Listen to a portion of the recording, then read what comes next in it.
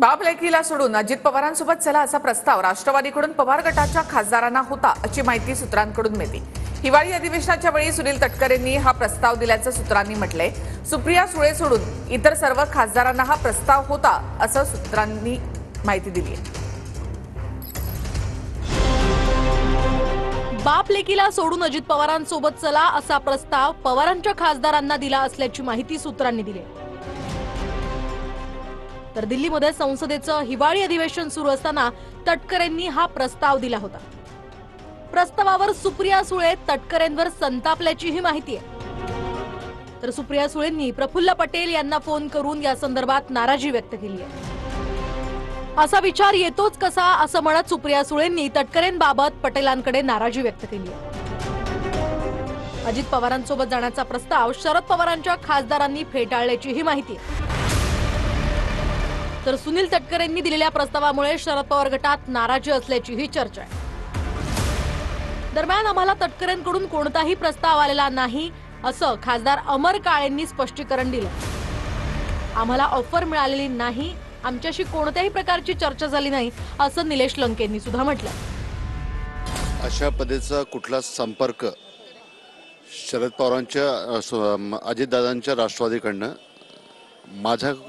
माझ्याकडे कधी करण्यात आलेला नाही। अजितदादांकडनं कुठल्याच पद्धतीचा संपर्क आमच्यासोबत करण्यात आलेला नाही। या बातमीमध्ये कुठलाही 1% सुद्धा तथ्य नाही। आमच्याशी असा कुठल्याही प्रकारे मी असो किंवा आमच्या इतर खासदारांशी चर्चा झालेली नाही। तर बाप लेकीला सोडा आणि आमच्याकडे या असं संसदेत तटकरे आमच्या खासदारांना म्हणाले असं आव्हाडांनी सांगितलं। सर्व खासदार शरद पवारांच्या पाठीशी असल्याचं अनिल देशमुखांनी सांगितलं। सुनील तटकरे यांनी कसं आमच्या खासदारांना बोलवलं असतं आणि सांगितलं असतं माय बापाला आणि मुलीला राहू दे बाजूला, तुम्ही या। तटकरेंचीच इच्छा नसेल कदाचित। आमच्या पक्षातील जे खासदार आहेत त्यांना कोणी संपर्क करण्याचा प्रश्न येत नाही। सर्व खासदार माननीय पवार साहेबांच्या पाठीमागे आहेत, एक दिलाने आहेत।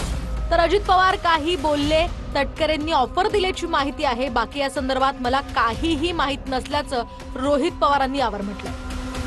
शिवाय जोपर्यंत शरद पवारांचे खासदार फुटत नाहीत तोपर्यंत तटकरेंना मंत्रिपद नाही, म्हणूनच हा प्रयत्न केला जात असल्याचं राऊतांनी म्हटलं।